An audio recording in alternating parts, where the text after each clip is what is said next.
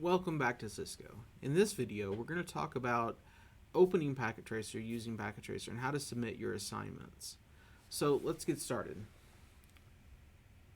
So in this case, we're going to go real quickly and we're going to go into our assignments and we're going to see the week 1 module. And we're going to pick, for example, the Skills Integration Challenge. Now, in this class shell, I've actually gone ahead and downloaded the instructions and the PKA for the different packet tracers for you. If you want to make sure you have the most current version, get them from Netacad.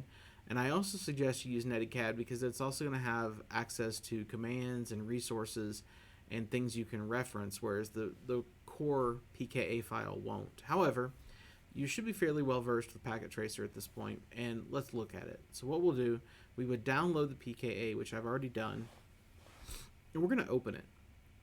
Now this is assuming you've already installed PacketTracer 8.10 or higher on your computer, and let's get this going. So what you'll see is PacketTracer will open, and we're immediately going to see as it loads everything, it'll start to load the user profile, the activity, and then the login. So click on the Cisco Networking Academy. It will open up a new window. You will log in with your credentials and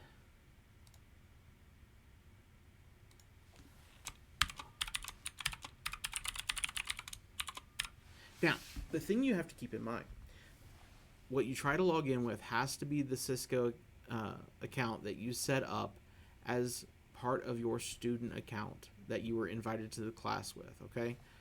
You have to have that Cisco account in order to use this. But once you get logged in, then it will keep you logged into it, if, assuming you actually use the right credentials.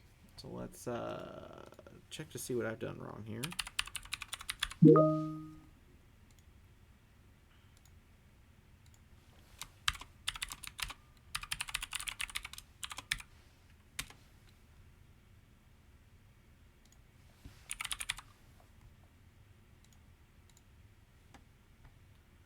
I generally use a password manager, and I tried to remember that one, and apparently I remembered it just slightly wrong. So, once you're logged into it, you have a couple things you can do. The first thing is it will automatically open up your PacketTracer and your activity instructions. Now, for the best results or ease of use, I suggest you click this wonderful little feature called Dock. Now, if you notice, it's not reacting for me. And it's telling me, because it's telling me there's another pop-up window. So it's this user profile. So I'm just going to hit cancel on that because I really don't care about that. So we're going to hit dock. And what that does is it'll pull the instructions over to the left for me. Now, as I complete all of the tasks listed in this packet tracer, what I can do is I can check my overall results by clicking right here on check results and then assessment items. As I complete items, you'll see all these little X's turn to green checks. When you submit your assignment for most of the packet tracers, not all, but most of the packet tracers, what you're going to do is you're going to submit a screenshot of this page to include the score and item count over here on the right. I need all of that in order to give you your grade. Alternatively, if it's a huge page like this one, what you can do, and you can't get it all on one page and make it easy, you can just click this show incorrect items and it will only show you what's wrong, and then the scoring piece to reduce the list. And that's really it.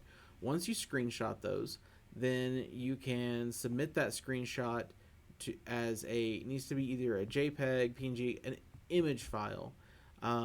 But submit that over to Canvas, to the assignment, and you're done. I will manually grade that and input your grade.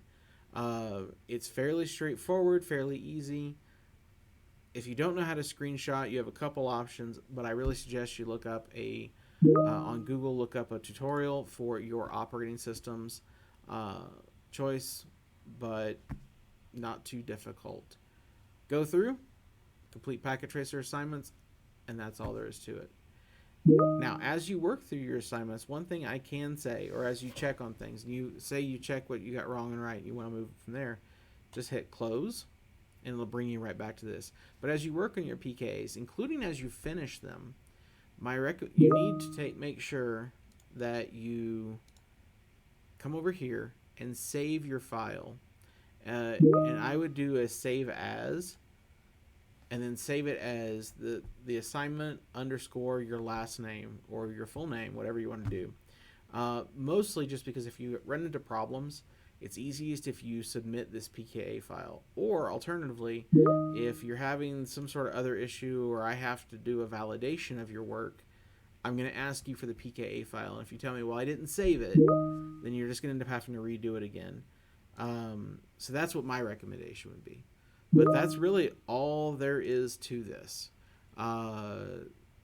Just go through, work your packet tracers like you're used to, and if you have any questions, reach out. Have a great day.